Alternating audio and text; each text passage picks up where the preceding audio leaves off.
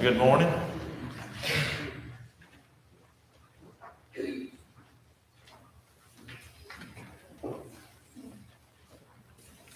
I didn't check to see if there were more copies in the back. There were supposed to be some laid out there by Wednesday night. But we'll go ahead and begin with prayer this morning. Dear God, we thank you for another day that you bless us with, a day that we can gather together and study your word and remember your son's sacrifice on our behalf. Father, we pray that you listen to your word for instructions, that you would guide us, and that we would diligently seek to fulfill your commandments. Father, we pray that as we deal with things that trouble us on this earth, that we would rightly divide your word and put them into application so that we might be at ease each and every day on this earth. These things we pray in your son's name. Amen. Amen.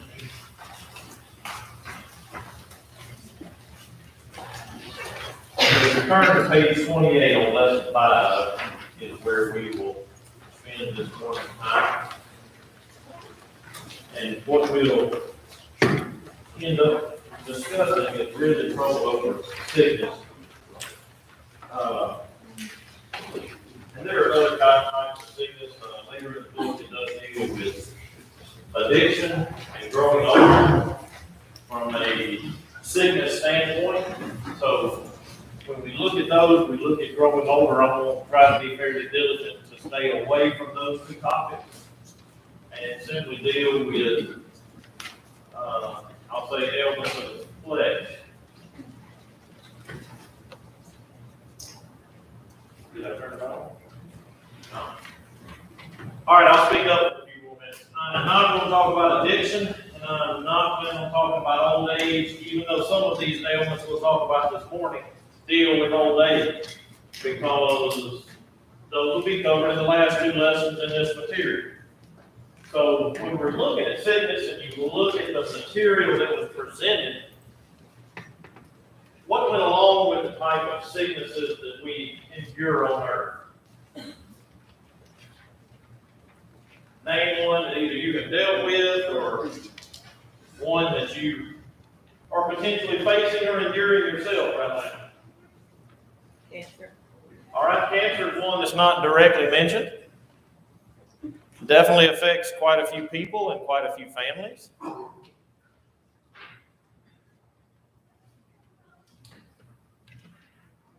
Everybody's good. I'm glad. Well, let's look through it real quick. So down at the bottom of page 28 begins that list, and it talks about diseases that are mentioned in the Bible. And some of these are ones that, honestly, we don't deal with today. But I hope as we look at the idea of sickness, we realize that there are ways to deal with it, even though we may or may not deal directly with that illness, that any of these afflictions in the flesh can be dealt with in similar manners. They will cause different problems in the body. Arthritis is one that isn't directly mentioned, but it does limit you. So looking at this, talking about abscesses, atrophy, blindness, boils, consumption, deafness, dropsy, dumbness, dysentery, which we don't see a lot of that, but dysentery, I read it wrong. I was thinking about people who travel on the sea quite a bit, and it's malnourishment is usually what deals with dysentery. Tumors, fever, speech impediments, itch, inflammation, issues of blood, lameness, leprosy, loss of appetite, lunacy, melancholy, plague, sunstroke. I'll stop there. Those are all things that affect people today. Or maybe not affect people in this country, but they do still exist in this world. What are we dealing with right now? COVID-19, right? That's an ailment of the flesh. That's something we're having to deal with, and different people have to deal with it in different ways, right? Some people have it, it doesn't really affect them, and they recover quickly. Some people have it and deal with it potentially for the rest of their life, or in some cases it ends their life, right? It's something that we need to be able to deal with. When you talk about cancer, there are some cancers that are terminal. There are some cancers that aren't terminal. How do you deal with it? How do you receive that news? How do you process it in your mind? How do you move forward with it? How does God help you with that? What do you do if God doesn't eliminate it from your body? Does it discourage you? Some of those things are what we're going to talk about this morning. I want to focus more on how we deal with it and how it comes up and how we process that information and how we help one another deal with it, how we support one another, how we show love toward one another, rather than saying, I've got cancer and I'm going to die, or I've got this and I'm going to die. I can't do anything else because I've got arthritis. I just can't move. And in some cases, that may be the case. And so we're going to talk about that a little bit this morning. Because of my age and my experience, I'm going to ask y'all to share as much information as you can. This is not something that I've dealt with a whole lot in my life. Yes, Holly has had cancer. Yes, her mother died from cancer. Does it cause her problems? But as far as sickness in and of itself, these two folks are still sitting here and they are in good health. Everybody in my family, as far as I know, are in good health. My extended family has been blessed with rather longer lives and good health. My maternal grandfather is the only one that I never met. He died at a very young age from a heart attack. But other than that, my family and extended family has been blessed with longer life. So those are things that I haven't directly dealt with in my own family, but I have dealt with it in other families. So I'm relying on you to share information and experiences and maybe how you dealt with certain things. The origin of disease is over on page 29. And so if you didn't read that section, turn over to number 1 on page 33 and find things sickness was attributed to in the Bible. And there are more than 5. But let's start with where the writer of the book told us sickness is attributed to. All right, sin is one that sickness was attributed to.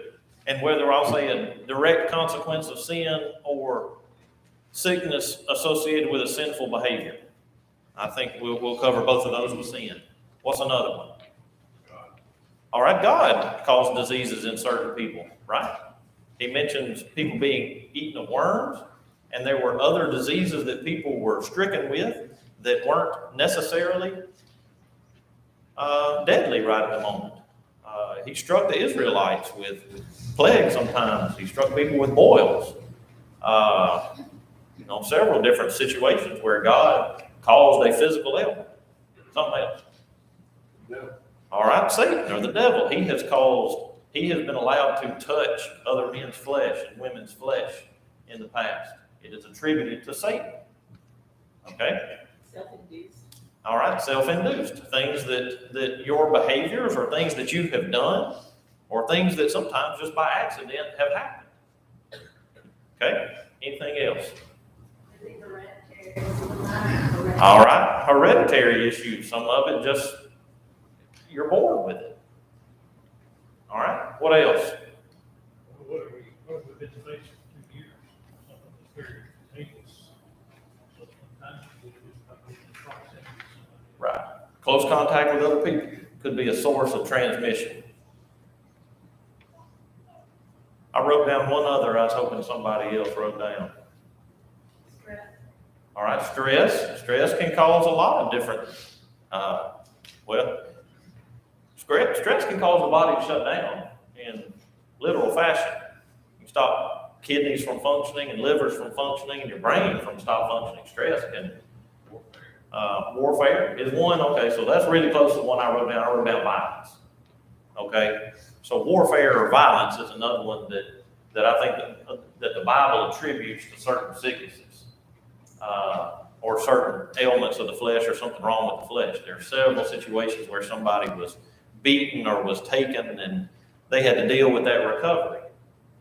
And, sometimes dealing with a recovery sometimes is just as discouraging as the sickness itself.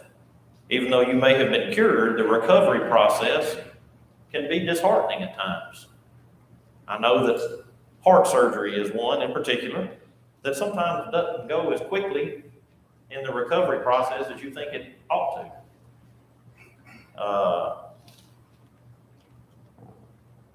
What do you do about it? Pray and be patient. All right, pray is one, be patient about another one. What else do you do about it? Trust God. All right, trust God. Well, you see whether the help is available, position. All right, Branches have been made. seek help. And then when help or direction is given, do what? Follow. All right, follow it. How often is that done? Why are y'all laughing, some of you? When a doctor tells you to go do something, We usually don't. well, or we will for a short period of time, and then what? All right, you get feeling better, and you're done. That's why you have all these bottles of medicine left around with all these extra pills. All right, so that's exactly where I was going. So antibiotics. Get encouragement from other people that's been through it. All right, you can seek help from other people that have gone through it, and hopefully they've shared with you that they've gone through it. Or if they see you suffering with it, they share with you that they have suffered through it. These are things that I have done. So let's talk a minute about bottles of pills that's left over, antibiotics. You know that a lot of different current diseases that can't be overcome by simple antibiotics are because people stopped taking antibiotics.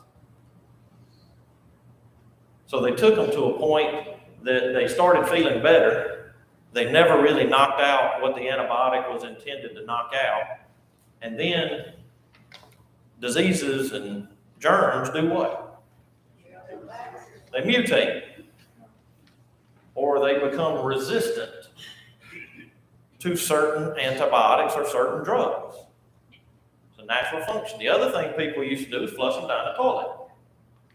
And if you think the water that goes in the toilet doesn't come back out of your tap at some point, you're wrong. Antibiotics end up in the water stream and in the water system. And everywhere that those diseases and those germs exist, they don't get filtered out by the water systems for drinking water. So they end up in the groundwater, they end up in your food source, they end up in the meat and the chicken and everything else that you eat, even your vegetables. And you start consuming a very, very small percentage of somebody else's antibiotics. And so whether you know it or not, guess what you do? You become immune, or whatever's in your body becomes immune to that antibiotic because you're having it in small slices all the time. You think sin works the same way? It can. When you allow just a small amount of sin in your life, and it begins to, your body becomes resistant to it. It talks about being callous to it in other scriptures, that you become seared, that it doesn't affect you anymore. And sometimes it happens without you knowing it, or without you realizing it, pointing it out, and dealing with it.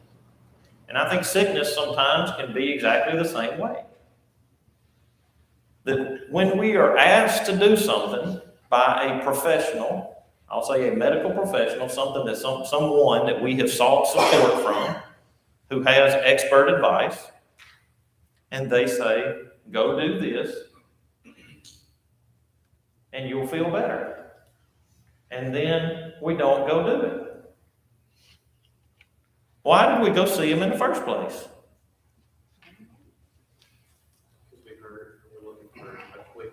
All right, we're looking for a quick answer. We're looking to get out of something fairly quickly. But when I never took their advice, or I never followed it completely, what's the very next thing I do when my elbow still hurts? Or I blame the doctor. What else do I do? Come on, what do people love to do about being sick? Complain. What else do people do? Now think deep. Think personal. What do I do? All right. I use it as an excuse not to do what? All right, whatever. Because then I've opened the door to excuse myself from whatever. Do what? I said, they're only sick on Sunday. They have miraculous recovery too. Well, and usually that recovery comes before you report to work on Monday morning, which is, and I say that not to make light of it, but it does seem prevalent. All right? And I'm not making any accusations. I'm not making any direct, all right, I saw you not at church on Sunday, but I did see you at work Monday morning. And, did you go to the doctor? Did you get medicine? Did you have surgery and you recovered? Whatever. That's not up to us to make those decisions, but they are up to us to do what? All right, to be concerned, right? That's a danger zone. That when I can excuse myself because of whatever physical ailment I have, and to Don's point, I think the point he's trying to make is that we can excuse ourselves from God's service.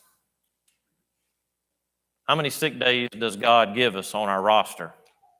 Those of us that has worked out in the world realize that we get certain leave days for sickness, for family sickness, for just holidays, just days we want to take off when we decide to take off, what we call annual leave. How many times does physical sickness excuse us from God's work? All right, 0. Now, are there limitations there that people can't do certain things? Absolutely. So let's talk about a couple of those. What are some issues that you may have physically that prevent you from serving God? Dementia. All right, dementia is one. And so, Ron, I'm going to take that and I'm going to make it a little more global. I'm going to say diseases of the mind. All right, so diseases of the mind are things that cripple people. So you've got dementia, you've got Alzheimer's, you have got different variations of that. You can have seizures that prevent you from doing certain things. You can have that. I mean, there is a wide variety of diseases of the mind that can affect you from worshiping. And I think God makes excuses. Or let me say God makes excuses. Back up. I'm saying that God excuses those type of sicknesses because I think those people are physically incapable of serving God. Or they're physically incapable of getting to services sometimes. Sometimes, Jason, it can be just mental instead of physical. It could be just Right. brain is sick. Right. I mean, depression is something that's real. Right. And we said that several weeks ago, probably a month and a half ago. There are lots of things about the mind that I don't understand. And there are things that I have experienced in my mind that I can't explain to you, or I can't share with you how to fix it because sometimes it's not fixed in my mind. I can't rationalize how to get around that. And depression is one of those. And I'll share with you simply, and I won't get there because Dickie will get there in the first quarter of next year, but dealing with death. There are some things that I just simply can't comprehend. And I have to just look past and say, God will take care of that. I don't know how to deal with it. There are times that I physically can't move until I can mentally grab myself and get control of myself and say, stop thinking about that and move on. And I would assume that everybody at some point in the congregation has faced that or will face that. If you don't, great. Frank, do you have something? Jason, a lot of sickness in manufacturing. I worked with people over the years. We always had one sick leave day accumulated each month. And I think at the time I retired, we could have 225, 230 days accumulated, which I did. That was no problem for me. But there were a lot of people, not a lot, some people I worked with. Every month, when that sick day was posted, you could be assured that they would not be there the next day. They'd be sick. And then, when they got sick, they would look to apply to workman's comp or some other program to take care of their sickness.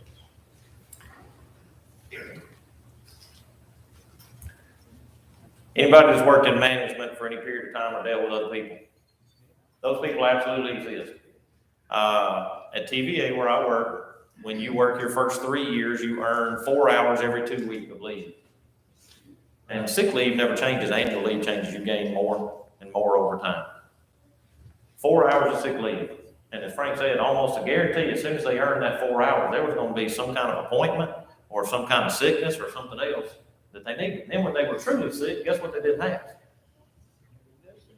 You didn't have any sick leave. And so typically what they had to do then was, or they'd ask to borrow yours, or they'd go on leave without pay. And usually they wouldn't stay on leave without pay very long, but then they would start seeking out government help. They would go to workman's comp.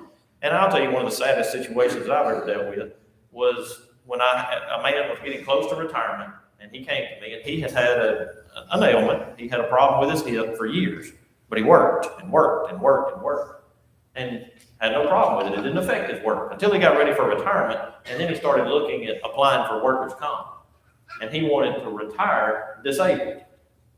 And he wanted me to provide a statement that said, you know, I've got this, because he worked for me, and he had disclosed to me, is the proper term, that he had that situation, that there might be times where he was limited. And I accommodated him whenever possible. But when it came to it, to say, he wanted me to say that it had affected him more than it really was, what I had observed, I refused. And he got rather upset with me, because he was trying to get something that, in my opinion, well, first of all, he was asking me to lie. But the second thing was, he was trying to cheat the system and get something that he wasn't due, or that he wasn't owed, or wasn't what the government says he was owed. And I'm gonna come back to the government in just a minute. Go ahead, Eddie. There's one case, but I transferred up to the dam up there. There was a guy, after I've been there a year, they gave him a retirement card. I've never seen that man. And so I said, where is this guy? He's been on sick leave, and he had accumulated a year's sick leave. So when I retired, I had over a year's sick leave. So I didn't. I figured sick leave is hospital insurance. But anyway, they asked me why I didn't take my sick leave. I said, I wasn't sick. And they said, but everybody does it. I said, no, they don't. I don't know. And I run into that too. And that speaks to how we should stand out a little different from other people in how we conduct ourselves in the workplace. Any other comments? Jason, we went to the emergency room a few years ago. Greg had kidney stone, I think, and they told us they apologized. They said it's going to be a long time, but Sunday night is our busiest time because everybody comes in to get a work excuse for Monday. Right. And if you watch patterns like that, I was friends with a person my age who worked admittance at Helen Keller. And he said that was one of the most frustrating jobs that he had ever worked, and he worked there for about 3 years. He said people would come in with absolutely nothing wrong with them. And he said over time, the thing that kind of aggravated him even more and disheartened him even more was, do you think it was new people that were coming in all the time? You had repeat visitors in the emergency room. It was the same type people same type people, and a lot of times the same name. And, they got into, just making the time pass by. I say, when do you think we're going to see so-and-so again? What time do you think so-and-so is going to show up tonight? And usually, when the least busy night is in the ER? Anybody take a guess? Friday night. Least busy night in the ER, Friday night. Now, sports season's a little different. You get a lot of sports injuries on Friday night. Friday night, adults don't show up at the ER unless they are truly sick. Sunday night, it's overloaded. So if you decide to go out and get hurt or get sick, don't do it on Sunday night. Pick another night. We found that out. Yeah. But, that's discouraging and difficult at times. Jason, one thing we need to caution ourselves is that kind of jades your thinking to some degree that you wonder if somebody's really sick. Mhm. Those that are legitimately sick, that hurt, those kind of people hurt the ones that are Right. needing it. That makes sense. Yeah. that you'll overtax the system, and then you become doubtful of anybody else when are you sick or not? Be cautious not to do that. Right. And businesses, and I'll say, so going back to the government and businesses, it's really difficult not to go do that because you are required at times to ask for a doctor's note or ask for an excuse. And it's really up to the, well, I'll say 2 years ago, the rules were quite different. There was a sense of privacy and whether or not that employee wanted to share with you whether they had a medical issue or not. Today, I had to absolutely refuse to do something. And I'm not telling you this, my job was not in jeopardy, but I refused to go ask employees whether or not they had had a vaccination. The company had asked for them to individually report whether or not they had done it. And I was assigned from upper management the job of going and calling my employees that were on this list that had not submitted their vaccination card. And I told them I wouldn't do it. I said, that's not my business. And I said, that's against company policy. I said, you are right in the middle of changing company policy and you haven't documented any of that policy. I said, I'm violating trust of other people. And I said, I refuse to do it. And it has been. You would also been violating the HIPAA requirement. It is. And you want to talk about equal employment, that's another situation that's even coming up because we're changing the rules without clear direction. So let me get back on how sickness affects children of God. God doesn't change the rules. He gives us clear direction. He tells us how to deal with situations. He tells us who to rely on to deal with certain situations. He tells us that at times, and specifically in the case of Paul, he said what? My grace is sufficient for you. And to what extent Paul was afflicted? The number one thing I know with absolute certainty is he was afflicted. A physical ailment that afflicted him. It wasn't something that he could just, I would say, ignore. Or get over yourself, or get over it. This was something that was physically afflicting him. And God, for that man, said, my grace is sufficient for you. You're going to have to learn to deal with this. So let's look over to, I believe it's 1 Corinthians. 1 Corinthians chapter 9 and verse 27.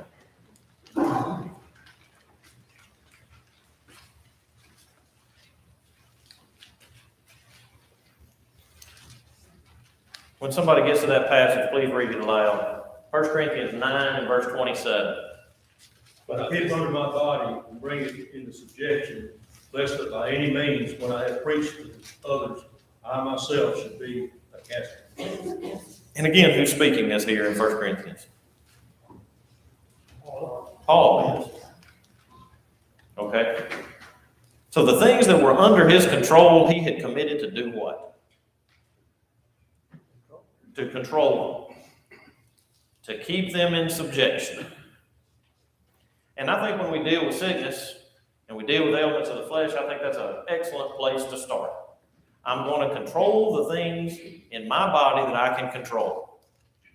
So if a physician or a physician's assistant or a therapist or someone else tells me that based on your symptoms and based on your history, you need to do this,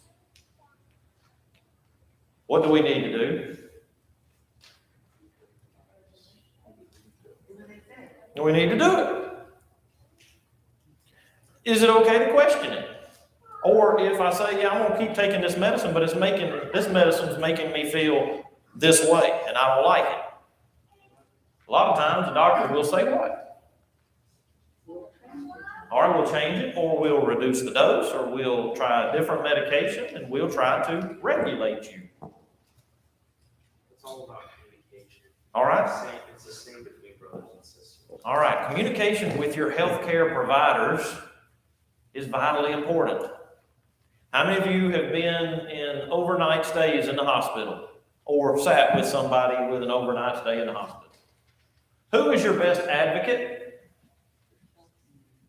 Yourself or the person who's sitting with you? You know why? Anybody got a guess why? They're there the whole time. All right, they're there the entire time. They are communicating with you. They are keeping up with you. They wake up when you wake up. You're the one that responds when they call for something. They're the ones telling you, I can't get comfortable. The nurse who's out at the nurse's station may or may not be aware of that. And if you don't tell them, guess what's going to change? Not a thing. Even if you do tell them, it might be 30 minutes. Well, and it typically is. And it typically is, and that's okay. But that 30 minutes is probably time well spent after you've told them, instead of it being maybe even 30 days that you got sent home because you said, no, I'm okay, I'm ready to go home. And you weren't really ready to go home. Go ahead, Dickie. One thing about our health, too, we need to be educated about our health. Look, when they do the medicine something, now it's easy to find out what that medicine's side effects are and so forth. My sister went to the emergency room night before last, and they were fixing to give her a blood thinner. They had the emergency room, they never asked her about her medicine. Most of the time, they ask you what your medications are to start with. They never asked her, she's on blood thinner, that could kill her. Mm-hmm. So she hadn't known that. And you are your own best advocate because you know your body best. And I'll say spiritually, you are your own best advocate because you know your mind and your body the best. And that you need to consult the great physician before you make decisions on your own. Okay, that's 1 Corinthians. Let's turn over to Matthew 25. And so let's talk about being a caregiver for someone else. All right, what are some types of physical ailments that require constant care? Dementia. All right, dementia is one. All right, diabetes is one. All right, palsy is another one. Paralysis is a really difficult one. And why do I say that? All right, in most cases, in one form or another, when you've got some level of paralysis, and I'm talking usually waist down or neck down paralysis, or even if it's, you've had some type of stroke or you've had some type of something has paralyzed a part of your body, that person is going to require how much care? Constant. Amputations. All right, when there is a limb or a part of your body that does not function, and let's just be real about it, you need help getting to the bathroom, you need help feeding, you need help bathing, and again, being open and honest, you've got to change diapers at times for either a parent or a grown person. You've got to wipe their chin. They might throw up on you. I mean, you think about, and I make no light of this at all, but when they're in that type of situation, you are dealing with someone who is very much like a child that requires constant care. Everything they need, you have to provide. And he mentioned a personal example in here, caring for someone, I believe it was either his father or his mother-in-law one. Bed sores is another problem, right? That you do have to move them. You do have to change their position. You have to get them in different positions, because if you don't move them, you could create circulation problems because of poor care. Okay, you can cause other things that could honestly cause their death because you are not properly caring for them. And so going back to Dickie's question, becoming educated on those things and how to care for them and asking for help at times is also a requirement when you become a caregiver. Deborah, will you raise your hand? Okay, turn over all the wrong. You've got to. Right. You've got to do everything. And I'll say this, even coughing. Yeah. You think about what a blessing coughing is. Now, this time of year, your throat may be sore, something may be happening, but if you've ever cared for somebody that can't cough and can't dislodge spittle on their own, and you have to use a vacuum tube to clean out their throat and keep them from getting choked and dying, that's pretty constant, day and night. Somebody else have their hands up? Okay. I would say that current medicine is really a blessing, because, I mean, God provides the knowledge that we have now. Right. Caring for someone. You think 200 years ago, when we didn't have some of the medicines or the devices so I'm just kind of saying, hey, it's not all doom and gloom, because No, we're able to care for each it's other. not doom and gloom. It makes it easier to care for that. And in some situations, it even presents, I'll say, positive challenges to your faith. Learning how to deal with that and volunteering to go deal with that, because some people are alive today simply because of modern medicine.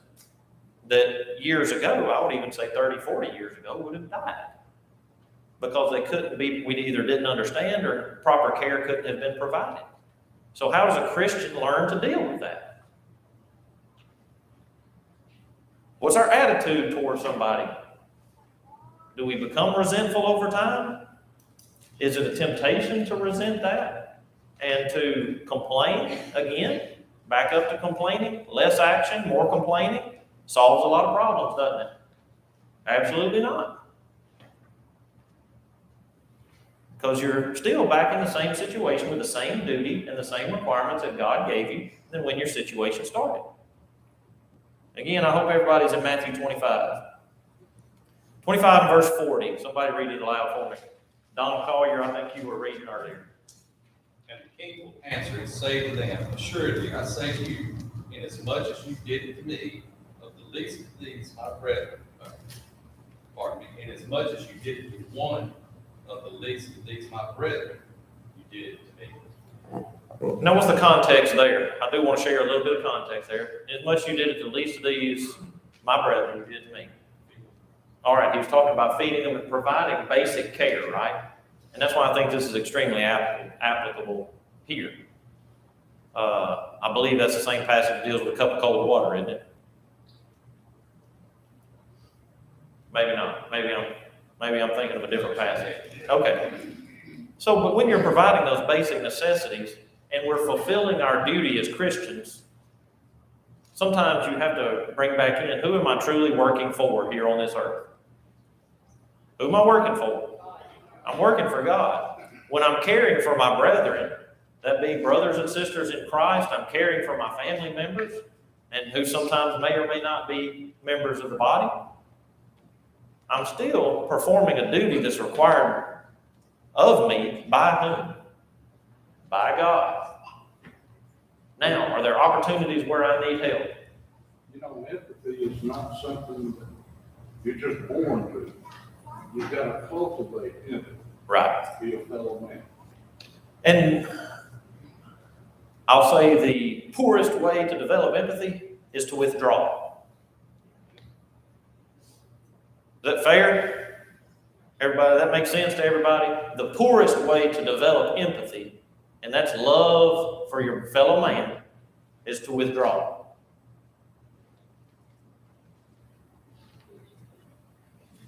I'm going to let that sink in a minute. Because the easiest thing for us to do as mankind is to do what? Nothing. I mean, do nothing. I'm going to withdraw myself from that situation. It's better if I don't even know what's going on. Therefore, I don't want to know what's going on. Sound like any biblical examples that existed when somebody might have passed by on the other side of the road and withdrew themselves from a situation? Parable, maybe? Which one? Good Samaritan. All right, the Good Samaritan. Rich man and Lazarus. All right, the rich man and Lazarus was another good one. There are situations where, and we get comfortable, and we talked about it, I think 4 weeks ago. Are we rich in this country? Do we ignore other problems that go on, I'll say globally? Are we ignorant of the things that are going on globally sometimes? I am. You talk about withdrawing situation. I knew a man, his wife had to have a mastectomy before you're not going down there. That's totally withdrawing. Yeah.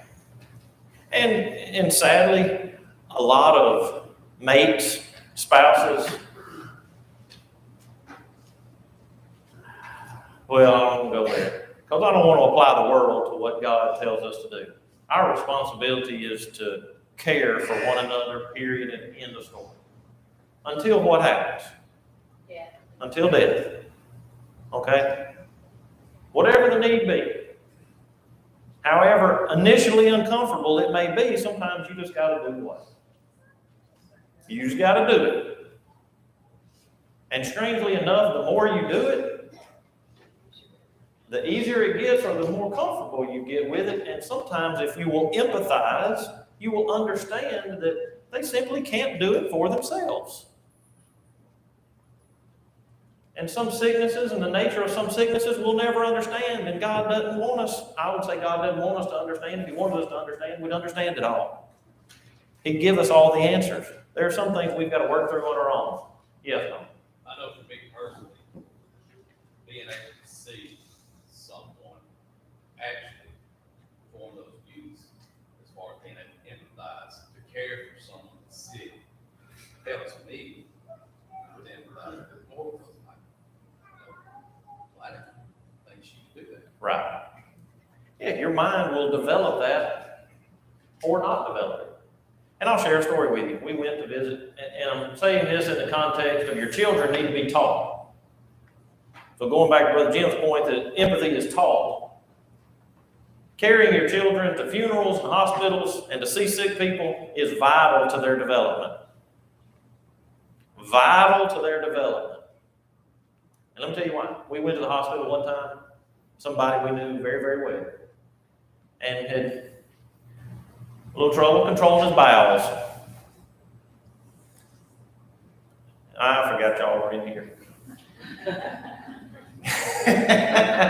Colton tugged at the sheets, and he said, "What's that?" And it was food on the bed sheet. He just as innocent as he could be. And the brother grabbed the sheet, tucked it under him. He said, "Oh, son," he said, "you know what that is?" And laughed about it. And he said, I couldn't hold it all in. And we talked about it in the car ride home. I said, he was embarrassed that you saw it. I said, but did you see his face when he lit up? When you came in the room? I said, concentrate on that. I said, don't think about that he had poop on his bed sheet. And it was a problem because he couldn't get out of the bathroom. He couldn't get to the bathroom. So as he was getting out of bed, it just slipped out. And the nurses hadn't been there to take care of it yet. Probably because he didn't know it was there. You know, you can say as innocent as a child is, that stuff is going to happen. You're going to have to accept it.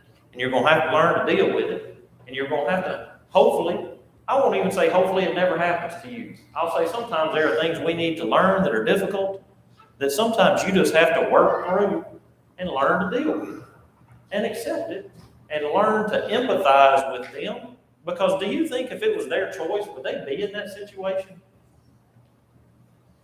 When you think about praying for physical health, how vital that is for people who don't have it.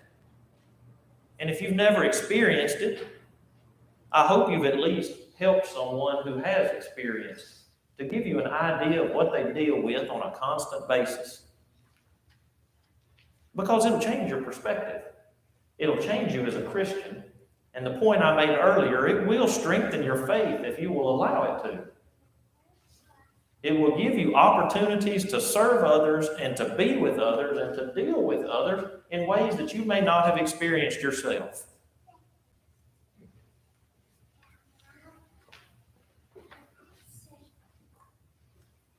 Comments or questions? It's all a matter of love. If we really allow people, we'll do things we normally wouldn't. And that withdrawing is a lack of love. Willful ignorance is a lack of love. And we'll turn to Romans 8 verse 18, and we'll finish our study this morning. Romans 8 and verse 18, and that'll be our last passage. When somebody finds it, please read it aloud. Romans 8 and verse 18. For I consider that the sufferings of this present time are not worthy to be compared with the glory that is to be revealed. Thank you all.